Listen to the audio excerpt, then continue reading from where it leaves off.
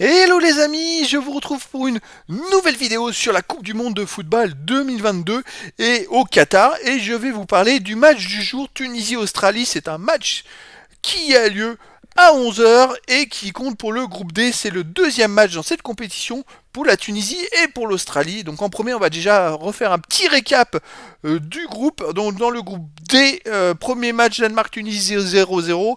Deuxième match France-Australie 4-1. Donc l'Australie a perdu 4-1. La Tunisie a fait match nul 0-0. Donc la France est première de la poule avec 3 points. Le Danemark deuxième avec la Tunisie ex aequo avec 1 point. L'Australie dernière avec 0 points. Donc l'Australie n'a pas le choix dans ce match. S'ils veulent se maintenir une chance de se qualifier, il faut gagner même les deux derniers matchs, les deux matchs qui viennent contre la Tunisie et contre le Danemark. Et la Tunisie qui a fait match nul contre le Danemark. S'ils veulent se qualifier, il faut absolument battre l'Australie parce qu'après ils auront un dernier match contre les Français. Et là, en termes de confrontation, les Français seront peut-être déjà qualifiés s'ils ont battu les Danois, et la Tunisie pourrait jouer le match nul contre les Français pour s'assurer la qualification. Donc là, on n'en est pas encore là, mais déjà on va s'intéresser dans ce match aux statistiques du premier match. Alors, la Tunisie dans le premier match et l'Australie ont eu la même possession de balle, 38% et 37%. Les passes tentées, un peu moins pour la Tunisie que l'Australie, qui en a tenté quand même beaucoup plus. Contre la France, ça a été un match très très rythmé, avec beaucoup de passes. Les Français ont fait énormément de passes. Ils ont gagné 4-1, mais voilà. Alors d'un point de vue tir, la Tunisie a fait 13 tirs, l'Australie que 4 contre la France, mais un seul tir cadré pour les Tunisiens. Sur 13 tirs, ça fait pas beaucoup. Ils ont gagné 53 duels, l'Australie que 30.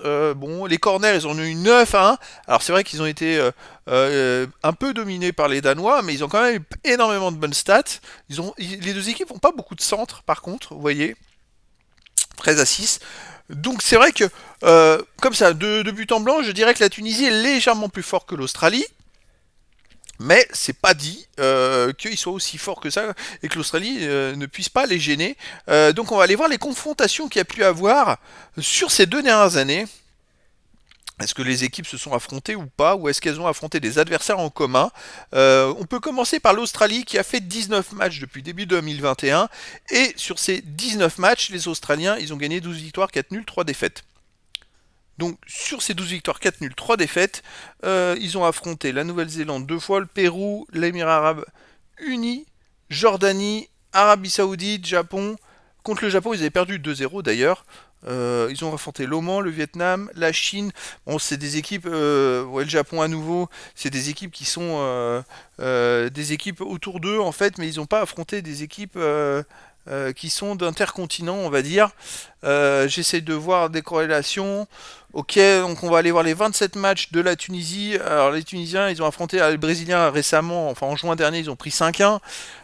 C'est vrai que contre les grosses équipes, ils ont un peu plus de mal, mais là c'est un match qui devrait être quand même beaucoup plus équilibré. Je regarde les Tunisiens, Algérie, Égypte, Oman, Émirats Arabes Unis, ils ont gagné 1-0, alors que l'Australie avait gagné 2-1 contre les Émirats Arabes Unis. Bon, c'est à peu près le même résultat. C'est difficile de tirer une tendance de ce match-là, les amis. Ils ont fait le même résultat contre la même équipe. Après, je vois pas d'autres équivalences. Je pense vraiment. Bon, on peut tendre vers un match nul, mais je ne sais pas pourquoi. Je verrais plutôt une victoire de la Tunisie. Il y aurait peut-être pas beaucoup d'écart, mais les Tunisiens, en tout cas, ils vont tout donner parce qu'ils savent que la qualif joue dans ce match-là. L'Australie, est-ce qu'ils vont encore avoir le moral de se dire maintenant qu'il faut qu'ils gagnent absolument les deux matchs? Je pense que si les Tunisiens ouvrent le score, les Australiens auraient peut-être un coup au moral de se dire bah maintenant c'est fini la compétition, ils sont sûrs de plus se qualifier. Donc ça va être à voir dans le format du match. En tout cas les Tunisiens, un match nul pour la Tunisie ne suffirait pas à la qualif parce que derrière, à la dernière journée, il y aurait eu Danemark-Australie et les Danois, bah là ils feront tout pour gagner et ils risquent de leur passer devant. Surtout les Tunisiens sont pas capables de battre les Français. Donc les Tunisiens, il va falloir qu'ils jouent vraiment, vraiment, vraiment les amis à fond leur match et puis qui donne tout pour essayer de gagner ce match. Ils ont une possibilité de se qualifier, les Tunisiens, vraiment, vraiment. Et ça passe. Le calendrier leur est favorable puisqu'il y a France-Danemark en même temps dans ce deuxième match. Après, d'un point de vue stats, ils ont montré qu'ils étaient mieux, je dirais, dans cette compétition que l'Australie. Pour moi, il y a un léger avantage. Je verrais bien une victoire de la Tunisie 2-1 ou 1-0. Voilà. N'hésitez pas, les amis, à mettre en commentaire de cette vidéo le score que vous pensez. Ça peut être très, très, très intéressant. On pourrait en discuter. Et puis, n'hésitez pas, si vous avez des infos, à les rajouter sur cette vidéo. Voilà, les amis. Je vous dis à très bientôt pour une nouvelle vidéo.